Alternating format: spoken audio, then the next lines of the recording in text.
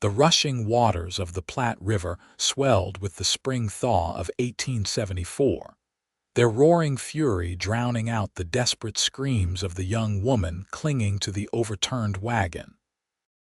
Her fingers, white with cold and effort, slipped from the splintered wood as the current swept her downstream, consciousness fading as her lungs filled with water and her head struck against a jagged rock protruding from the riverbed. Thomas Daniels spotted the commotion from atop his chestnut stallion on the hillside overlooking the treacherous crossing. Without hesitation, he spurred his horse down the embankment, the animal's powerful legs carrying them both into the churning waters. His weathered hands reached for the woman's pale blue dress, now sodden and heavy, pulling her limp form against his chest as he fought the current back to shore. "Breathe, miss.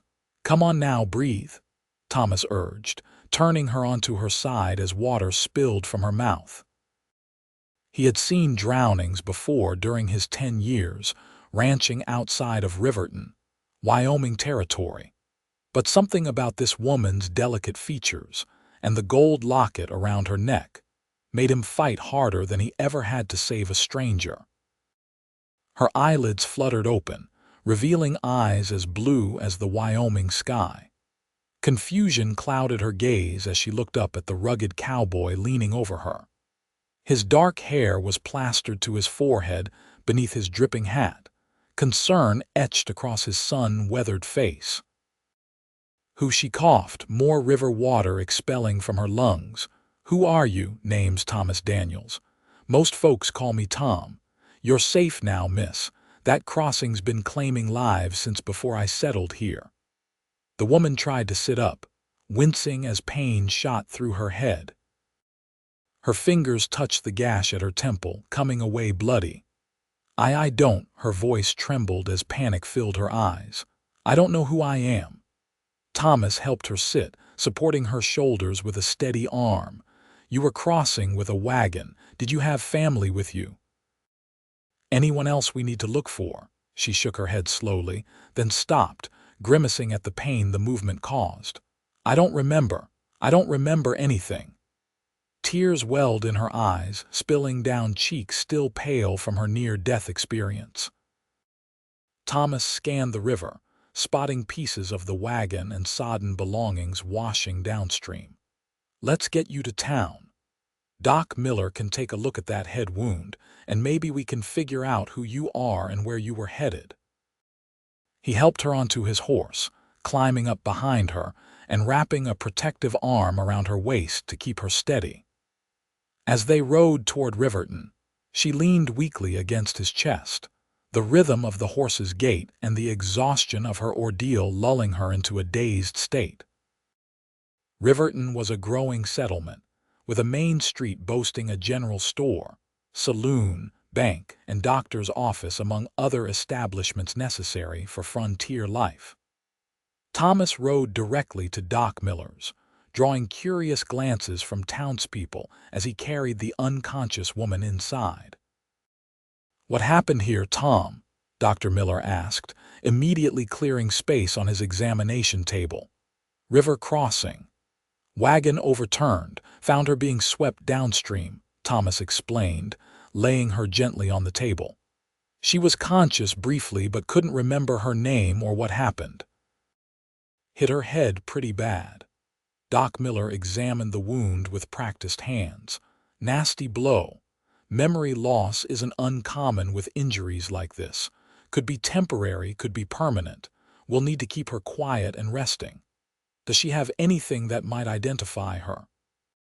The doctor asked as he cleaned the wound. Thomas reached into his pocket and pulled out the gold locket he'd removed from her neck before carrying her in. It was oval-shaped with intricate engravings, but appeared to be damaged from the river, refusing to open. "Just this. Won't open, though." He placed it on the side table, and the wagon's gone swept downstream.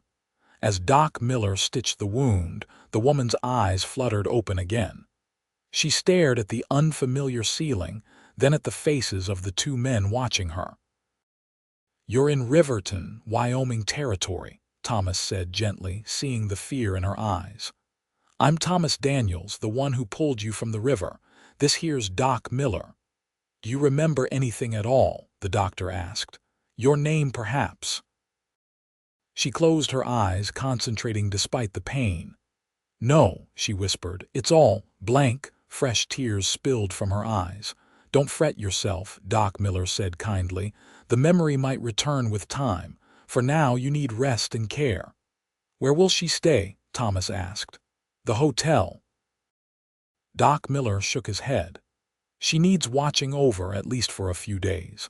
My wife and I would take her in, but we're already housing my sister's family while they build their place." Thomas hesitated, then nodded resolutely. "She can stay at my ranch. My housekeeper, Mrs. Winters, can look after her." The woman's frightened eyes met his. "You do that for a stranger," Thomas smiled gently. "Out here we take care of those in need. Besides, you won't be a stranger for long. We just need to figure out what to call you until your memory returns." She glanced down at the locket on the table. Though it wouldn't open, the letter N was clearly engraved on its face. "N," she murmured.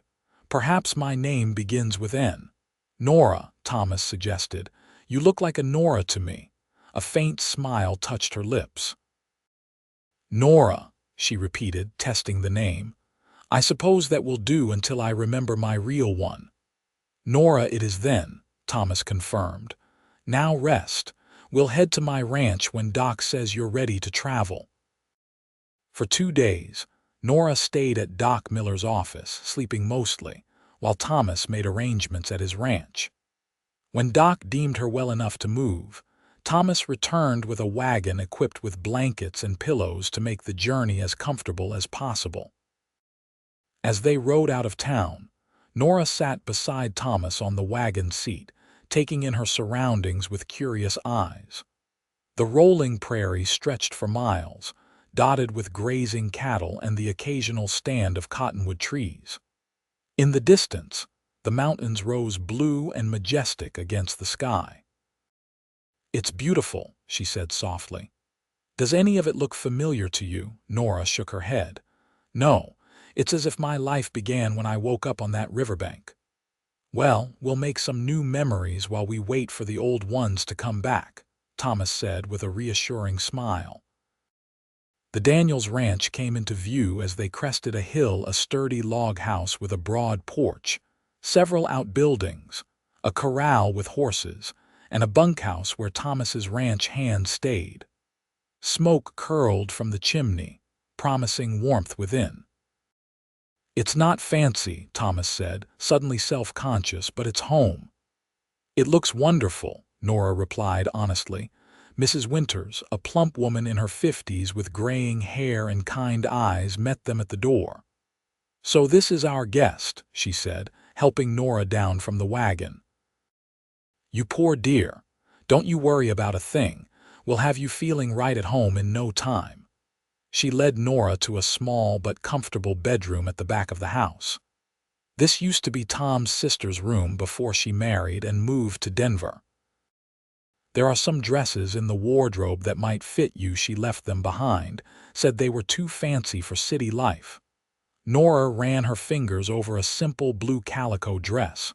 "This is very kind." "Tom's a good man," Mrs. Winters said. "One of the best. Now you rest, and I'll bring you some stew later." Over the next week, Nora gradually regained her strength. The headaches subsided, and she began to help Mrs. Winters with household chores, finding comfort in the routine of daily life on the ranch. Yet no memories of her past emerged, despite her efforts to recall anything before the river. One evening, as they sat on the porch watching the sunset paint the sky in brilliant oranges and pinks, Thomas noticed Nora's wistful expression. "Penny for your thoughts?" he asked. "I was just wondering who might be missing me," she replied. "Do I have parents worrying? A husband? Children?" Her voice caught on the last word. Thomas's heart tightened at the thought of Nora having a husband somewhere. "We sent word to neighboring towns about you." If someone's looking, they'll find you. And if no one is looking, Nora asked quietly. Then you've found a place here, Thomas said, the words coming easily. For as long as you need. The next morning, Thomas found Nora in the barn, tentatively reaching out to stroke his chestnut stallion, Thunder. He likes you, Thomas observed, coming to stand beside her. He's magnificent, Nora said, running her hand along the horse's muscular neck. I think I used to ride. Thomas looked at her with interest. A memory, not exactly, just a feeling. My body seems to know things my mind doesn't remember. Would you like to try riding? Might stir something up. Nora's face lit up. Could I? Later that day, Thomas saddled a gentle mare named Willow for Nora. He helped her mount, but once in the saddle, her body naturally found its balance. The way she adjusted her posture and handled the reins suggested she'd indeed been an experienced rider. This feels right, she said, smiling more brightly than he'd seen since pulling her from the river. Like my body remembers even if my mind doesn't. They rode across the prairie, Nora's confidence growing with each passing mile. Thomas watched her transform before his eyes, her posture straighter, her movements fluid, her face animated with joy. Whatever her past, horses had been a part of it. As spring turned to summer, Nora became a fixture at the Daniels ranch. She helped Mrs. Winters with the cooking and cleaning, learned to gather eggs from the chickens without getting pecked, and even assisted with tending the kitchen garden. Each evening, she and Thomas would ride out to check the cattle or simply enjoy the beauty of the Wyoming landscape. During one such ride in late June, they stopped by a creek lined with cottonwoods. The afternoon sun filtered through the leaves, casting dappled shadows on the grass as they sat sharing a simple picnic of bread, cheese, and apples. I had a dream last night, Nora said suddenly. I was in a house I didn't recognize, but it felt familiar. There was a woman calling me. But not Nora. I couldn't make out the name. Thomas looked at her with hope. That's good, isn't it? Your memories might be starting to return. Nora nodded slowly. Yes, but what if I don't like what I remember? What if I had a life I was trying to escape? Thomas reached over to cover her hand with his. Whatever you remember, it won't change who you are now. And who am I now? She asked softly. You're Nora, he said simply. The woman who helps Mrs. Winters make the best apple pie in the territory. Who can ride Willow better than any of my ranch hands can ride their horses. Who sits on the porch every evening and hums songs she doesn't remember learning. Tears welled in Nora's eyes. Thank you, Thomas, for everything. He squeezed her hand gently before letting go. Come on. I want to show you something. They rode further upstream to where the creek widened into a small pool, clear enough to see the pebbles at the bottom.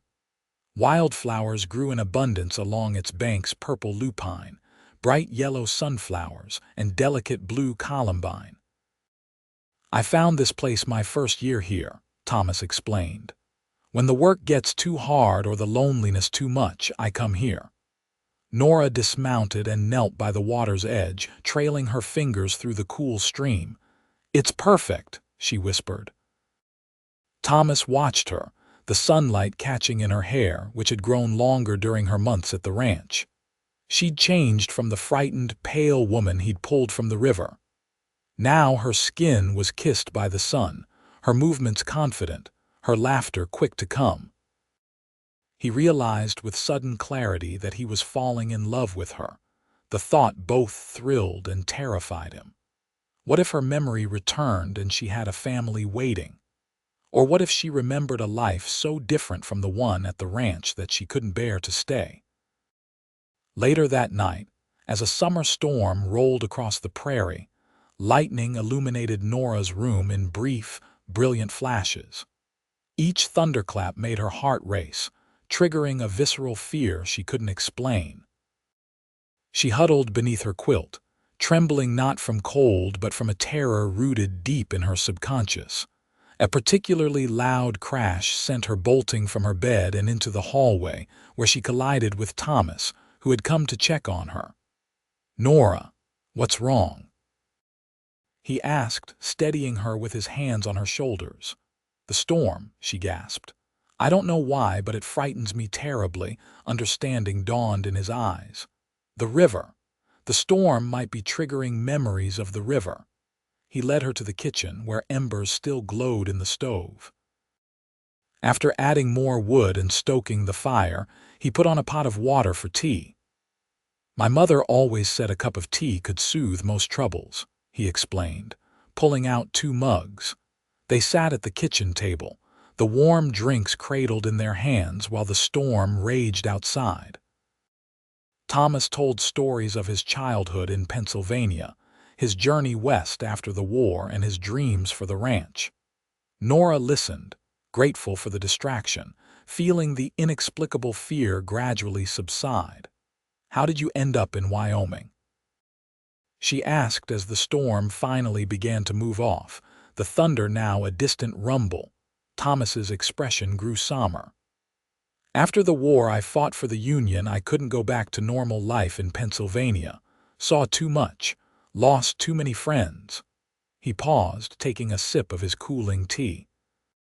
"My parents had died while I was away, and the family farm was sold to pay debts. I had nothing keeping me there, so I headed west with what little money I had saved." "And you built all this," Nora said with admiration. "Started small. Worked other men's ranches until I could afford my own plot. Been building it up for 10 years now." He smiled, the pride evident in his eyes. "What about you? Any flashes of your past coming back?" Nora shook her head. "Just feelings, like tonight with the storm. Or sometimes I'll catch myself humming a tune I don't recognize, or using a phrase that feels familiar on my tongue but I don't know why." She twisted her mug between her palms. "It's like living with a ghost of myself." "Maybe that's not such a bad thing," Thomas said quietly. "Getting to start fresh. Most of us carry around regrets and hurts from the past. You get to begin again. But without knowing who I was, how can I know who I should be?" Thomas reached across the table and took her hand. "By being who you are now. The woman I see before me is kind, hardworking, brave. Whatever your past, those qualities were always in you." Nora's eyes met his, and something shifted between them, an acknowledgement of feelings that had been growing steadily over the months. The next morning, Nora woke to the smell of fresh bread baking. She dressed quickly in a yellow calico dress that had once belonged to Thomas's sister, pinning her hair up as had become her habit. When she entered the kitchen, Mrs. Winters handed her a letter. "Mail came. This is for you." Nora stared at the envelope, addressed simply to the woman found at Platte River crossing at the Daniels Ranch. "Who would write to me?" she asked, bewildered. "Only one way to find out," Mrs. Winters said, wiping her hands on her apron. With trembling fingers, Nora opened the envelope and unfolded the single sheet inside. "It's from a sheriff in Casper," she said, scanning the contents. "Someone's been asking about a missing woman. A man named Edward Ashworth claims his fiancée disappeared while traveling to join him in Montana Territory. The description matches me." Mrs. Winters watched Nora's face carefully. "Do you recognize the name?" Nora closed her eyes, concentrating. "No, it doesn't spark anything." Thomas entered from outside, his sleeves rolled up and dirt on his hands from morning chores. He froze when he saw the letter in Nora's hands. "What is it?" he asked, his voice carefully controlled. Nora explained about the letter, watching Thomas's expression grow increasingly guarded. "This man is coming here," he asked. "The sheriff says Mr. Ashworth will arrive in Riverton next week to see if I'm his missing fiancée, Natalie Aldridge." "Natalie," Nora repeated. "It starts with N like we guessed. But does it feel like your name?" Thomas asked. Nora considered the question. I don't know, it doesn't feel wrong, but it doesn't feel particularly right either. Well, Mrs. Winters said practically, at least we'll have some answers soon. Now both of you wash up. Breakfast is nearly ready. The week passed in a strange tension. Thomas threw himself into ranch work, often returning late for supper and leaving early in the mornings. Nora found herself torn between anxiety about meeting the man who might be her fiancé and distress at Thomas's sudden distance. The night before they were to ride into town to meet Edward Ashworth, Nora found Thomas sitting alone on the porch, staring out at the star-filled sky.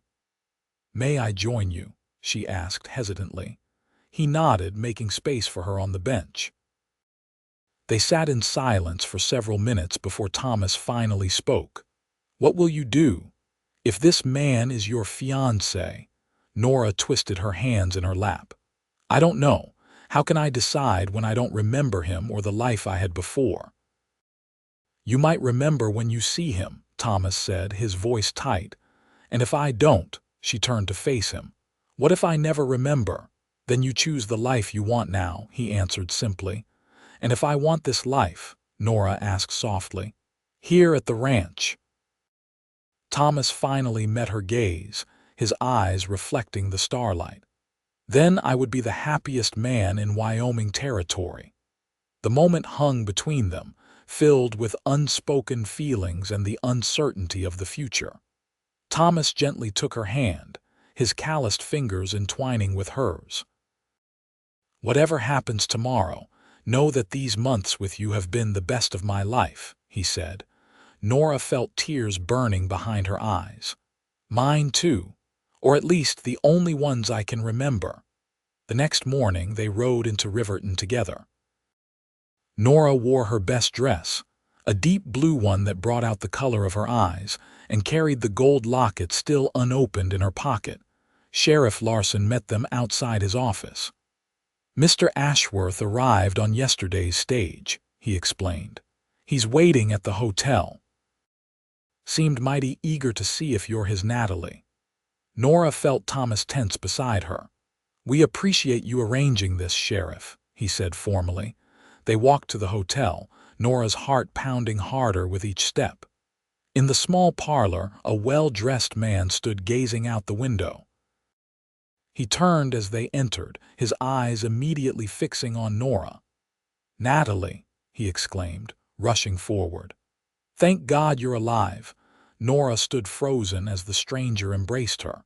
He was handsome in a polished way, with carefully styled dark hair and expensive clothes. But as she looked into his face, she felt nothing, no recognition, no emotion, no sense of familiarity. "I'm sorry," she said, stepping back. "I don't remember you." Edward Ashworth's enthusiastic expression faltered. "The sheriff mentioned you'd lost your memory. It's me, Edward. We've been engaged for nearly a year." He reached for her hands. "We were to be married in Helena once you arrived." Thomas stood silently by the door, his face expressionless, but Nora could sense the tension radiating from him. "Perhaps if you told me about our life together," Nora suggested. "It might help me remember." For the next hour, Edward detailed their courtship in St. Louis, where Nora, or Natalie, as he called her, had been a music teacher at a girls' school. He described her family, parents long deceased, raised by an aunt who had also passed away the previous year. He explained how he had gone ahead to Montana to establish his law practice, with Natalie to follow once her teaching contract ended. "The wagon train you were traveling with reported you missing after the river crossing," Edward concluded. "They assumed you'd drowned. I've been searching for months." Throughout his narrative, Nora searched her feelings for any spark of recognition, any emotional connection to the life he described, but it was like hearing a story about a stranger. "The locket," she remembered suddenly, pulling it from her pocket. "You didn't mention this. Was it a gift from you?" Edward took the locket, examining it with a frown. "I've never seen this before. Perhaps it was your mother's. Something about his reaction bothered Nora, though she couldn't pinpoint why. She reclaimed the locket, clutching it in her palm. "Mr. Daniels has kindly offered to host you at his ranch while you're in the area," Sheriff Larson told Edward. "Thought it might help Miss Aldridge recover her memories to have you nearby." Edward glanced at Thomas, sizing him up with a barely concealed distaste. "That's generous, but unnecessary. Now that I've found Natalie, we'll be heading to Montana as soon as possible." "I'm not going anywhere until my memory returns," Nora said firmly, surprising herself with her conviction. "I can't possibly leave with a stranger, even if we were once engaged." Edward's expression hardened momentarily before smoothing into concern. "Of course, my dear. I didn't mean to rush you. We have all the time you need." Thomas finally spoke. "The offer stands, Mr. Ashworth. We have plenty of room." That evening found them all at the Daniels Ranch, with Edward installed in the spare bedroom, and an uncomfortable dinner concluded. Mrs. Winters had outdone herself with a roast and all the fixings, but the meal had been strained with Edward repeatedly calling Nora Natalie, and telling stories about their supposed life together that stirred no memories. After dinner, Edward asked to speak with Nora alone. They walked in the yard, keeping within sight of the house at Nora's insistence.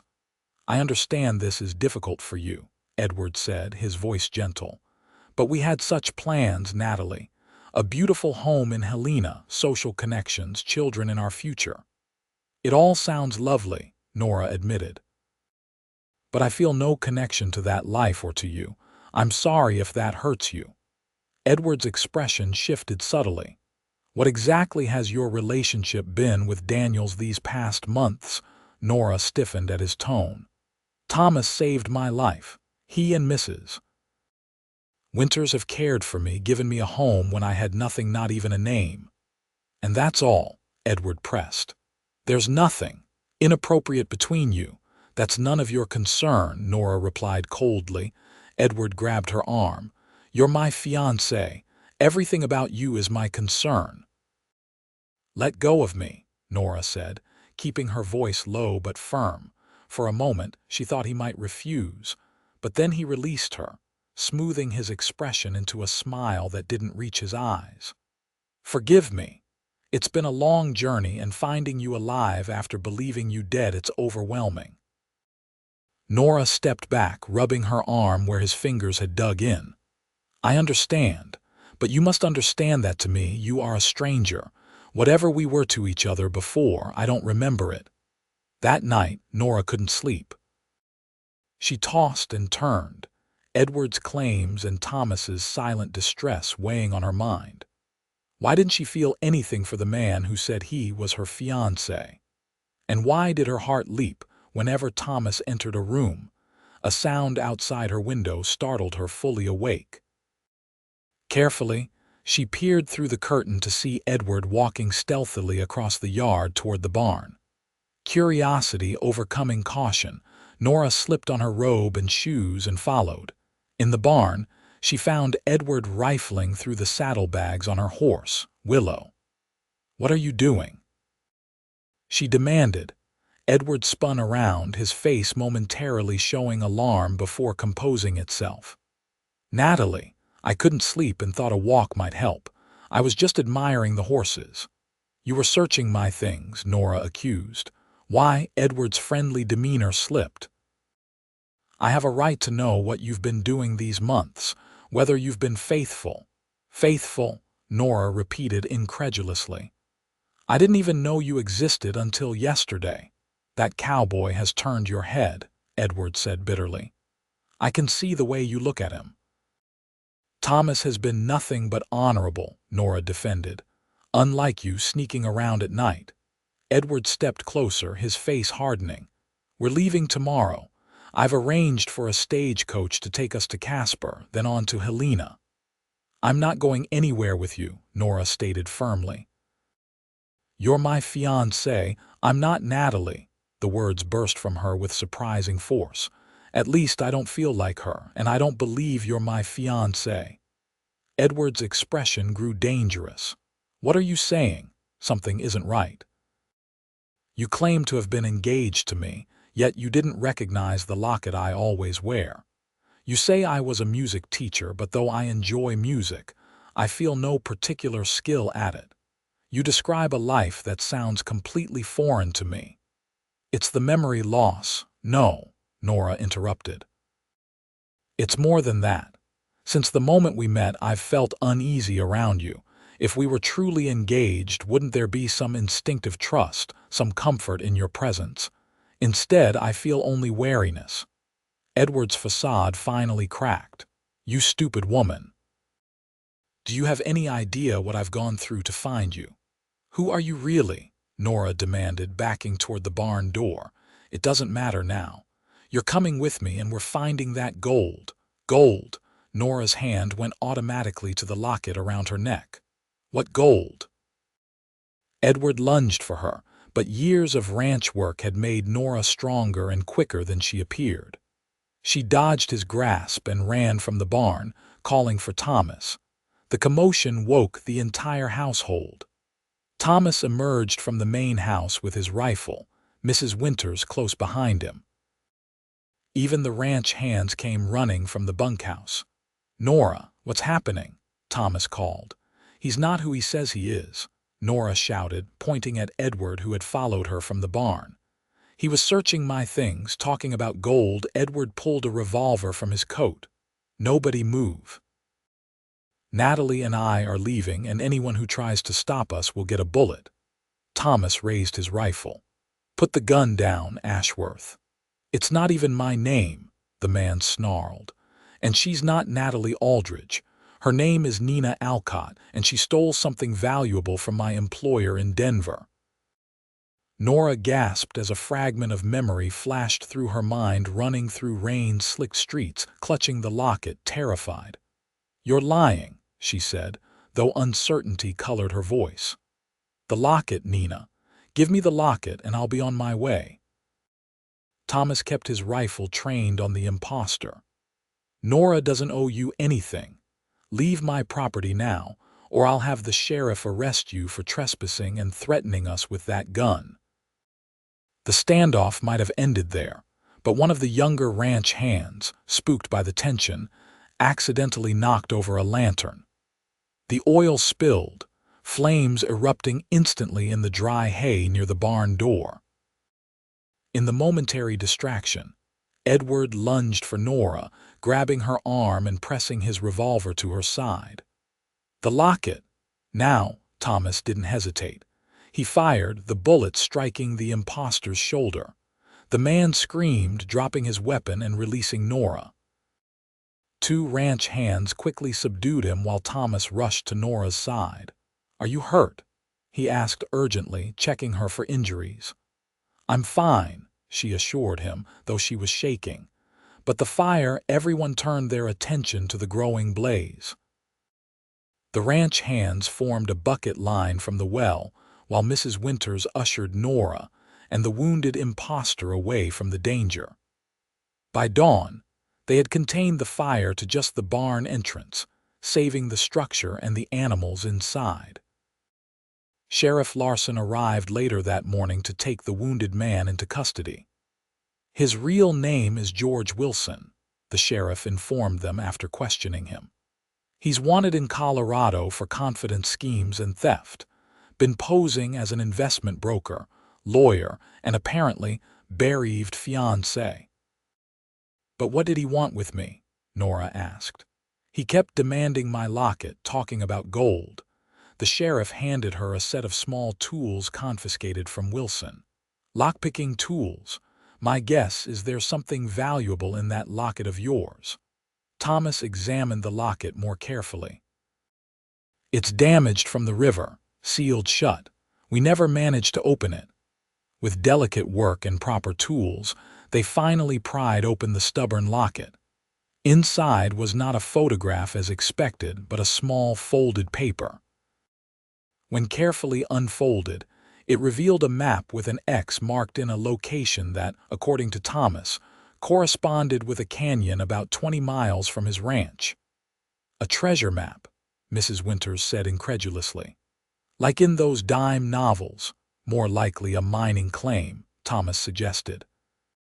"There have been rumors of gold in those hills for years, though nothing substantial found yet." Nora stared at the tiny map, another memory surfacing. A man's voice, urgent but kind. "Take this, Nina. Don't let them find it. Get to Riverton. Find Thomas Daniels. He'll help you." "Thomas," she whispered, looking up at him with wide eyes. "I think I was coming to find you before the accident. Someone sent me to you specifically." Thomas's brow furrowed. "But I don't know any Nina Alcott." "My father," Nora said suddenly, the memories flowing faster now. "My father was Nicholas Alcott. He was a geologist, surveying for the railroad. He found something gold, I think, but someone was trying to steal his claim." Her hands trembled as she touched the map. "He sent me to find you while he led them in another direction." "Nicholas Alcott," Thomas repeated, recognition dawning in his eyes. "I met a Nick Alcott during the war. We served in the same regiment. He saved my life at Gettysburg." He shook his head, amazed. "I had no idea he had a daughter." "He told me you were honorable, that you'd help me," Nora or Nina continued, the memories becoming clearer. "But then the storm came as I was crossing the river. The wagon overturned. And I found you," Thomas finished softly. "Just as your father hoped I would, though neither of us knew it." The next few days brought more revelations as Nina's memory continued to return in fragments. Her father had discovered a rich gold vein while surveying for the railroad. When corrupt officials learned of it, they tried to force him to reveal its location. Nicholas Alcott had sent Nina to find Thomas while he led the pursuers astray, planning to reunite with her in Riverton. He should have arrived by now, Nina worried, pacing the newly repaired barn where Thomas was tending to the horses. "It's been months." Thomas set down the brush he'd been using and came to her side. "Sheriff Larson sent telegrams to Denver. We'll find him, I promise." Nina stopped pacing and faced him, anxiety etched on her features. What if they caught him? What if he's— She couldn't finish the thought. Thomas gently placed his hands on her shoulders. "Your father survived Gettysburg when thousands didn't. He's resourceful and tough. Don't give up hope." Nina nodded, drawing strength from his confidence. Over the past days, she had struggled to reconcile her returning memories of Nina Alcott with the new identity she'd built as Nora. Sometimes it felt like she was two different women inhabiting one body. "Does it bother you," she asked suddenly, "that I'm not really Nora?" Thomas smiled, his eyes crinkling at the corners. "You're still the same woman I pulled from the river, still the same woman who learned to gather eggs without getting pecked and who rides Willow better than anyone I know. Nora or Nina, the name doesn't matter to me." "And what I said before," Nina continued hesitantly, "about wanting this life here at the ranch, that hasn't changed." Thomas's hands moved from her shoulders to frame her face. "Good," he said simply, before leaning down to kiss her. It was their first kiss, gentle but firm, a promise of more to come. When they parted, Nina felt a sense of rightness that transcended her fragmented memories. Whatever happened, this was where she belonged. A week later, Sheriff Larson rode out to the ranch with news. A man matching Nicholas Alcott's description had been seen in Laramie, recovering from injuries at a doctor's home there. Nina and Thomas left immediately, making the journey in record time despite the difficult terrain. The reunion between father and daughter brought tears to everyone's eyes. Nicholas Alcott, his hair grayer and his face more lined than in Nina's memories, held his daughter as if he might never let her go. "I thought I'd lost you forever," he said hoarsely. "When word came that a woman had drowned at the crossing, I feared the worst." "I nearly did drown," Nina told him. "Thomas saved me, but I lost my memory, only just started getting it back recently." Nicholas turned to Thomas with profound gratitude. "Tom Daniels, still saving lives, I see. I can never repay you for protecting my daughter." "No repayment necessary," Thomas assured him. "Finding Nina was the best thing that ever happened to me." As Nicholas recovered his strength, he explained how he'd been ambushed on his way to Riverton, shot and left for dead. A traveling doctor had found him and brought him to Laramie to recover. By the time he was well enough to resume his journey, winter had set in, making travel impossible until spring. "The claim is legitimate," he told them, examining the map from the locket. "I registered it properly before sending Nina to you. Once I'm fully recovered, we can begin mining operations." "You'll stay at the ranch," Thomas insisted. "Both of you. It's the safest place while we sort everything out." By autumn, Nicholas had recovered enough to lead them to the canyon marked on the map. The gold vein was exactly where he'd indicated, and tests confirmed its quality and quantity. With the claim secure and the corrupt officials who had pursued Nicholas now under investigation, the future looked bright. On a golden October afternoon, Thomas found Nina at the creek where he'd taken her months before. She sat among the late wildflowers, watching the clear water flow over smooth stones. "Your father's talking about building a proper mining operation," Thomas said, settling beside her. "Says there's enough gold there to make us all wealthy beyond imagination." Nina nodded, trailing her fingers through the cool water. "He wants me to go to Denver with him. Says I could have any life I want with that kind of money." Thomas felt his heart sink. "And what do you want?" Nina turned to face him, her blue eyes serious. "I want what I've wanted since before I remembered who I was. This ranch, this life." She took his hand. Relief and joy surged through Thomas. "I was hoping you'd say that." He reached into his pocket and pulled out a small, carved wooden box. "I've been carrying this around for weeks, waiting for the right moment." Inside the box was a simple gold ring with a small diamond. "It was my mother's," Thomas explained. "I want you to have it if you'll marry me." Tears filled Nina's eyes as she held out her left hand. "Yes, Thomas Daniels. I will marry you."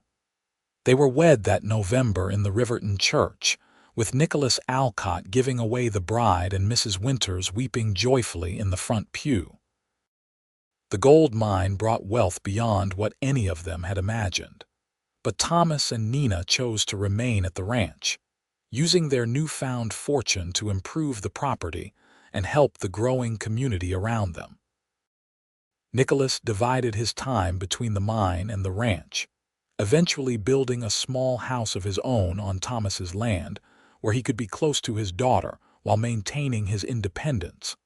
On their first anniversary, Thomas and Nina returned to the creek that had become their special place. The aspens had turned golden, their leaves fluttering in the gentle breeze like nature's own celebration. "Happy anniversary, Mrs. Daniels," Thomas said, spreading a blanket for their picnic. "Happy anniversary, Mr. Daniels," Nina replied, her smile radiant as she lowered herself carefully onto the blanket, one hand resting protectively on her swollen belly.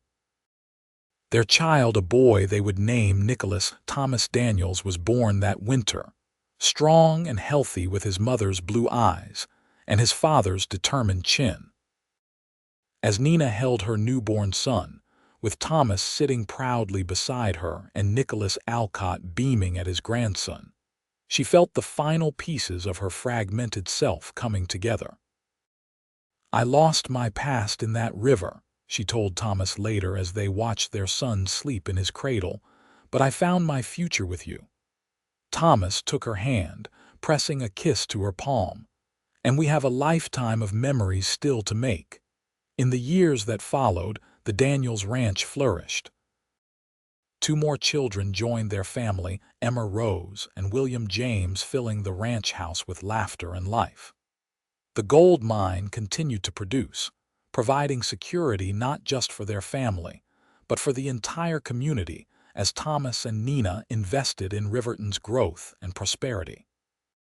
Nina never forgot those first confusing months after the river, when she was known simply as Nora. Sometimes she would still use the name, especially when she needed to remind herself of the strength she had found during that time. Thomas would smile knowingly whenever he heard someone call her Nora, understanding that both women, the one with memories and the one without, were equally important parts of the woman he loved. On their 10th anniversary, they stood together on the porch of their expanded ranch house, watching their children play in the yard as the sun set over the Wyoming prairie. "Any regrets?" Thomas asked, his arm around his wife's waist. Nina shook her head, leaning into his embrace. "Not one. Every memory we've made has been better than any I might have lost. And we're just getting started," Thomas promised, kissing her as the last rays of sunlight painted the land in gold, a fitting tribute to the treasure they had found not in a canyon but in each other.